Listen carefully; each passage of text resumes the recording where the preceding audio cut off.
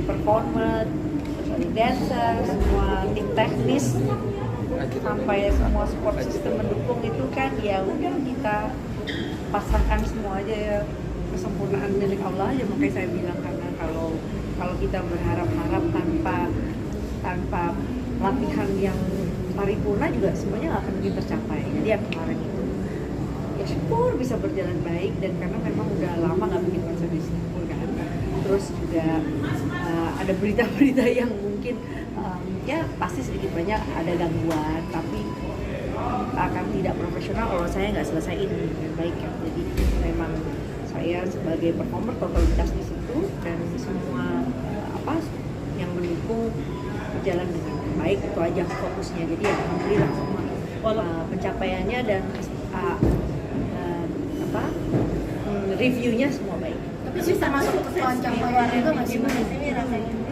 Karena memang kan kalau Singapura, Malaysia, Brunei itu kan mau udah jadi linknya kita sebagai penyanyi Melayu ya, itu pasti rutenya udah ke situ-situ aja. Masa lebih senang gitu ya, karena penyanyi yang zaman sekarang itu kan udah lebih dulu konser yang di Singapura, bahkan ST12, terus Unmesh di tempat yang sama, kemarin juga konser di Singapura. Artinya radio Melayu di Singapura pendengarnya masih sangat kuat untuk demand-nya artis-artis Indonesia. Tapi sampai 2 kali turun ke panggungnya Pak penonton gimana sih?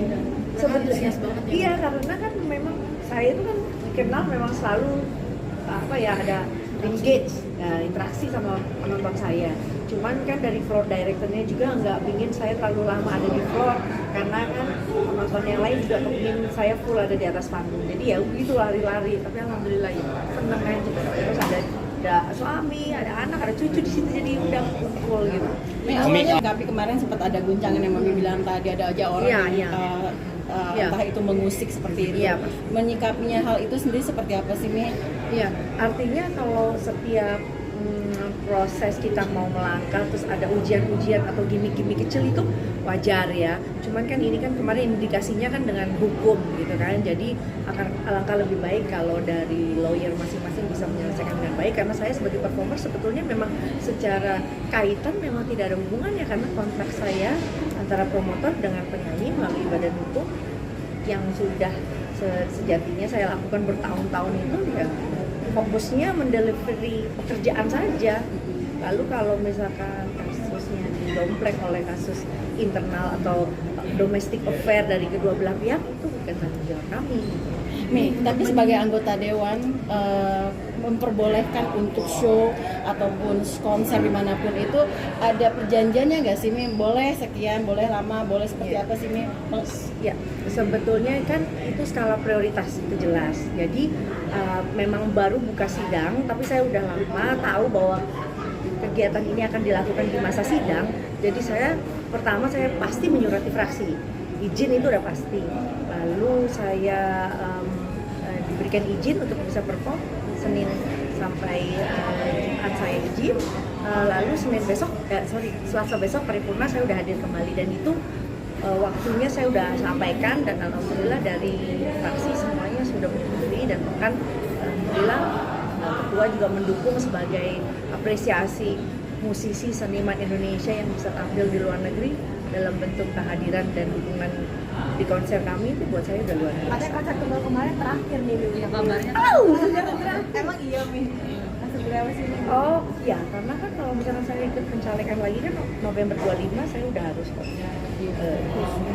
tapi memang sebetulnya yang saya minta izin konser itu untuk konser, insya Allah kalau bisa konser di Jakarta ya, dan kita kan masih persiapan, jadi mudah-mudahan di waktu reses saya bisa lakukan konsernya.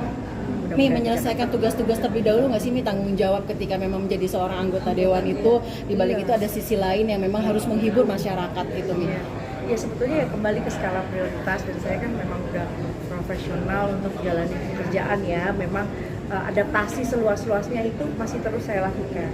Nah seperti saya ada di dalam panja RUU, otomatis secara administrasi saya di take down dulu pakai surat bahwa Kusdayanti nggak lagi ada di dalam kelompok kerja RUU misalkan, dan itu ada suratnya, nanti selesai saya laporan lagi gitu. Jadi semua mekanismenya tertata gitu. Tapi kalau untuk baju kemarin tuh baju spesial banget, persiapannya gimana? Persiapannya ya itu berulang-ulang fitting, terus sesuaiin dengan tema, dengan umur juga gitu kan, udah nggak bisa pakai baju-baju yang sangat selalu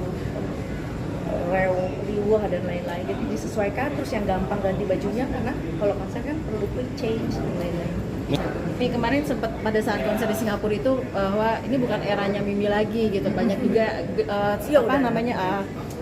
gedung itu yang harusnya kapasitasnya banyak, ternyata katanya penontonnya sepi, netizen mengatakan seperti itu. Iya. Ini nyikapnya seperti apa nih? Sebetulnya bukan sepi ya, karena buat saya 2000 penonton itu udah cukup besar. Cuman memang kapasitasnya besar sekali dengan waktu promosi yang hanya sebulan ya. Jadi memang selain, saya nggak menyalahkan promotor juga, karena waktunya dilakukan di weekdays dan saya tahu semua kerjanya udah optimal, dan mungkin kemampuan daripada mempromosikannya hanya seperti itu. Jadi saya pikir cukup oke, cukup baik, dan mudah-mudahan ini jadi pelajaran juga bahwa kita nggak boleh bikin konser di weekdays. Tapi karena saya dengar tempat itu menjadi ajang untuk worship di weekend, jadi memang kita nggak bisa lakukan di weekend. Tapi so far cukup baik.